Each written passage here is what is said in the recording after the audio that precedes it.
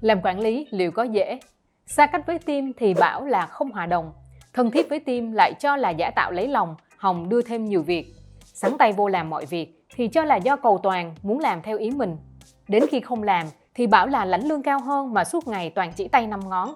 Đưa góp ý phản hồi cho tốt hơn thì cho là sếp ghét bỏ, trù dập em. Không nói gì lại bảo là không quan tâm đến phát triển của em. Khen ngợi thì cho là việc đương nhiên vì em thật sự giỏi mà. Còn không khen ngợi thì cho là không biết ghi nhận đóng góp gì cả. Bạn thấy đó, làm gì cũng sai, mà không làm thì lại càng sai. Trong T-Shape for Grow ngày hôm nay, chúng ta sẽ cùng chia sẻ nên làm như thế nào và ở mức độ ra sao nhé.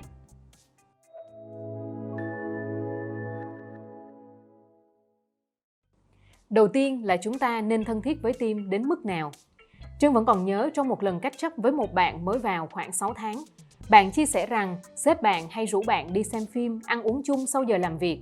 Nhưng bạn cảm thấy không thoải mái với điều này vì bạn không thường đi như vậy và nếu có đi thì cũng chỉ đi với bạn bè phù hợp, có chung sở thích.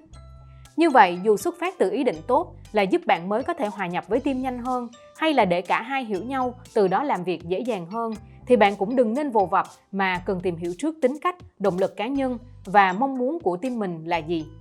Động lực cá nhân thì bạn có thể xem lại video khám phá 6 loại động lực trước đây Trân đã từng chia sẻ nhé. Quay trở lại với câu chuyện team. Đến khi làm với nhau một thời gian rồi, có thể sẽ có người trong team mà bạn cảm thấy hợp và thân thiết hơn, thì bạn cũng cần lưu ý cách cư xử và nói chuyện của mình. Cần tách bạch giữa cá nhân và công việc để tránh các bạn khác trong team cảm thấy bạn đang thiên vị hơn cho người đó. Từ đó có thể ảnh hưởng không tốt đến cách nhìn cho những việc bạn hoặc bạn đó làm. Và nhất là sau này, bạn có muốn cất nhắc bạn đó ở vị trí cao hơn. Dù bạn đó có thực lực, cũng có thể bị mọi người cho rằng bạn đang thiên vị cho bạn đó. Thứ hai là chúng ta nên xắn tay vào làm mọi việc hay chỉ nên chỉ tay năm ngón. Cá nhân Trân những ngày đầu khi mới lên quản lý, việc gì Trân cũng làm vì nghĩ rằng mình tự làm thì việc mới tốt và xong nhanh được. Và thậm chí Trân còn nghĩ rằng thời gian mà mình chỉ thì mình làm còn nhanh hơn. Tuy nhiên, suy nghĩ đó là sai vì chắc chắn chúng ta không có đủ thời gian cho tất cả mọi việc và càng không phát triển được team của mình.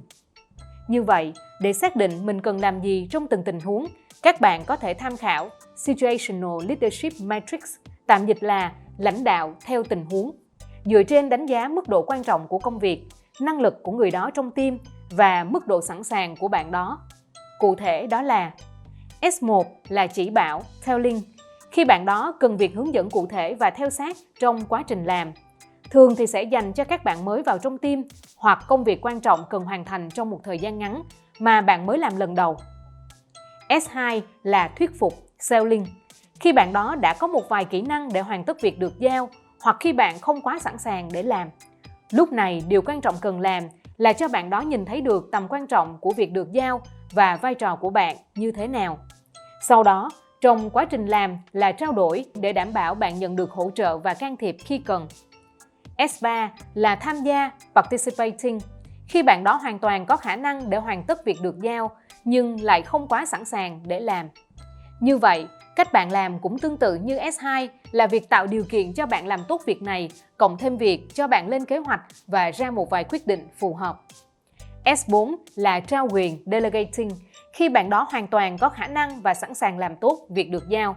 Lúc này, việc cần làm đó là đưa ra tầm nhìn chiến lược cho công việc, kết quả mong muốn nhận được như thế nào và quyền hạn trách nhiệm của bạn đó ra sao. Phần còn lại, bạn đó sẽ tự làm được hết. Thứ ba là chúng ta có nên đưa ra góp ý phản hồi cho team hay không? Đương nhiên là có, nhưng quan trọng đó là đúng lúc, đúng chỗ và đúng cách. Đúng lúc là việc bạn chọn thời điểm phù hợp như thế nào. Giả sử bạn đó vừa làm xong một bài thuyết trình cho ban lãnh đạo hay cho khách hàng, bạn nên có một buổi catch up vào ngày hôm sau để phản hồi điều gì mình thấy bạn đó đã làm tốt và còn điều gì mà bạn đó có thể làm tốt hơn được nữa hay không. Bạn sẽ không nên chờ đến cuối năm đánh giá chất lượng công việc thì mới lôi hết những việc mà bạn muốn phản hồi ra, vì làm như vậy sẽ không khác gì bạn đang muốn chỉ trích người khác và đồng thời nó cũng sẽ rất khó để bạn có thể nhớ lại những gì mà đã xảy ra vào thời điểm trước. Đúng thứ hai là đúng chỗ. Rõ ràng quá rồi, bạn không thể đưa ra phản hồi cho bạn đó ngay trước một phòng có nhiều người vì sẽ khiến cho người đó bị mất mặt, từ đó khó tiếp nhận phản hồi từ bạn.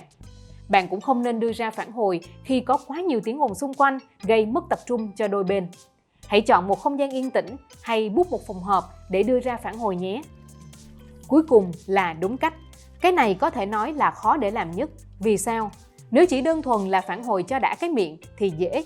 Nhưng nếu team mình thật sự lắng nghe và muốn thay đổi thì đòi hỏi bạn phải biết cách đưa ra phản hồi hiệu quả. Quay trở lại với ví dụ bạn đã thuyết trình cho khách hàng và khách hàng khi đặt ra câu hỏi nhưng bạn không trả lời được. Bạn sẽ không thể nói rằng chị thấy những câu hỏi đó đơn giản quá mà, chị không hiểu tại sao em lại không thể trả lời được. Thay vì vậy, bạn sẽ nên nói rằng hôm qua chị thấy phần khách hàng đặt câu hỏi thì em không trả lời được, dẫn đến việc khách hàng đánh giá không tốt trong bảng khảo sát.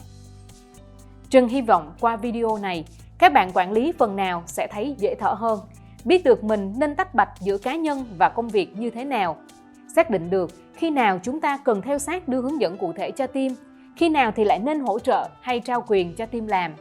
Nhớ được 3 đúng: đúng lúc, đúng chỗ và đúng cách trong phản hồi để phản hồi thực sự mang tính xây dựng và hiệu quả. Nếu các bạn có những kinh nghiệm quản lý nào có thể chia sẻ, hãy comment cho mọi người biết nhé. Và nếu như các bạn cảm thấy hay, hãy để lại giúp Trân like và đừng quên subscribe nha.